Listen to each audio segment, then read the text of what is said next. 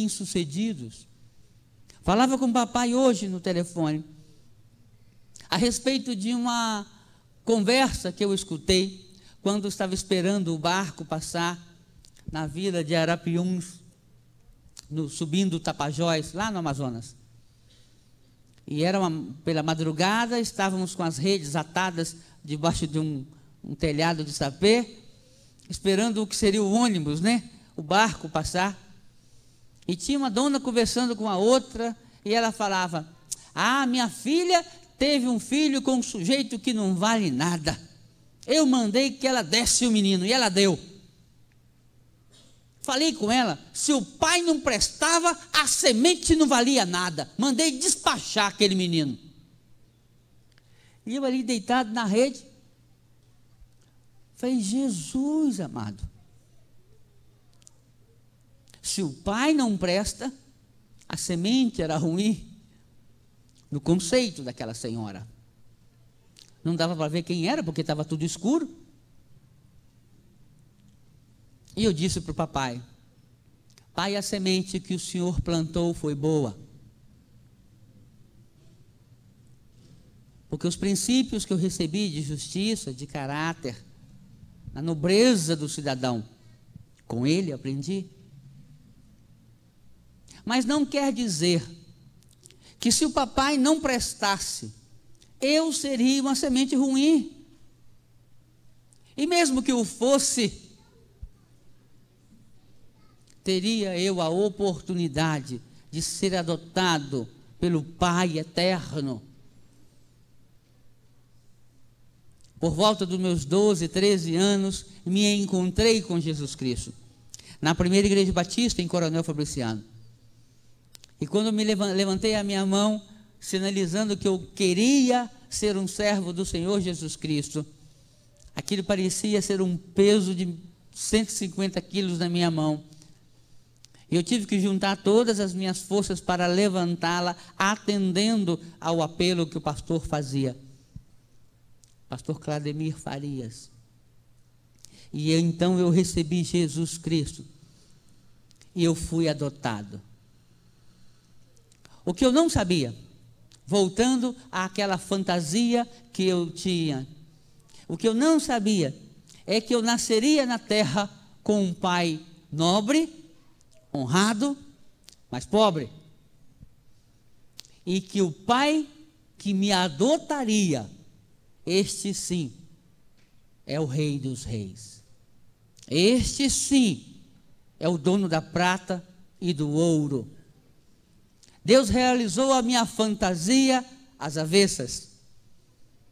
Continuei com meu pai biológico e herdei a herança espiritual do Deus eterno. Co-herdeiro com Cristo. Então eu descobri que eu tinha valor, porque se Cristo morreu por mim, eu não poderia ficar andando para a vida fora, pela rua fora, de cabeça baixa, me sentindo um João ninguém. Porque o preço que Cristo pagou na cruz do Calvário não foi pouco. E Ele fez por mim, e Ele fez por cada um de nós aqui presentes. Você consegue valorizar esse sacrifício de Jesus na sua vida? Você consegue desfrutar desta adoção? Apóstolo Paulo diz: porque se participamos dos sofrimentos, também participaremos da glória.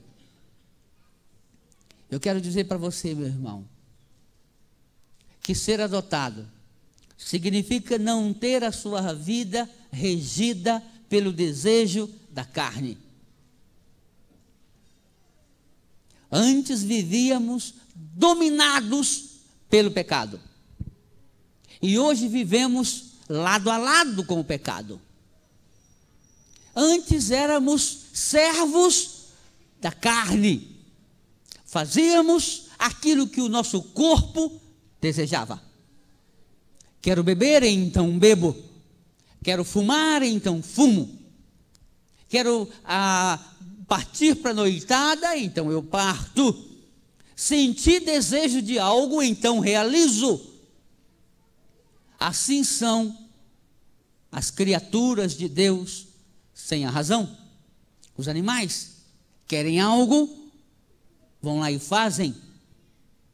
A partir do momento em que me torno servo do Senhor, herdeiro espiritual em Cristo, eu continuo com todos os meus desejos à flor da pele, porém, com a capacidade de olhar para eles e dizer: eu quero sim, mas quem manda no meu corpo não é Ele mesmo, e é sim a mente de Cristo que habita em mim.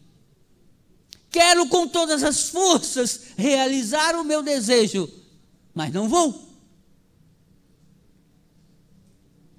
E isso é uma coisa que só o Filho de Deus consegue.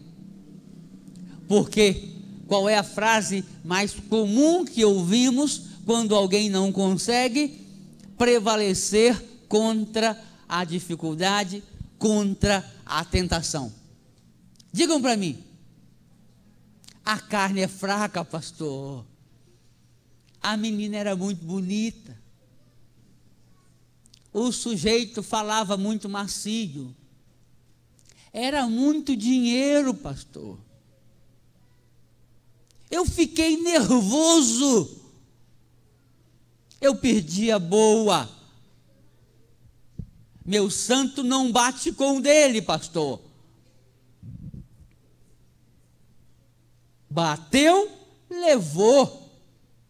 Porque homem que é homem não leva desaforo para casa. Não é assim? O homem controlado por seus instintos, muito se assemelha aos animais sem razão. A mulher que não controla o seu ímpeto, muito se assemelha aos animais. Eu digo para os irmãos que em cada vez em que não controlei o meu ímpeto, meu instinto, cada momento em que fui controlado por ele, além de agir como animal, propositadamente, abri mão da herança espiritual para me comportar feito um filho da carne. Porque o nascido do Senhor consegue prevalecer contra o desejo, consegue prevalecer contra a tentação, consegue prevalecer contra a perseguição. Você é filho de Deus? Você se comporta como filho de Deus? Ou quando alguém pisa no seu dedinho e escuta coisas que não deveria escutar? Qual é o seu lado controlado pela carne?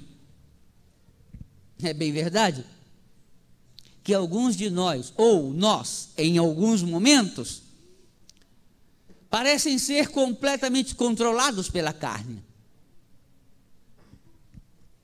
Eu tenho um grande amigo, acho que já o citei em outra ocasião, um homem maravilhoso, mas ele tem um desejo incontrolável por meninas muito jovens.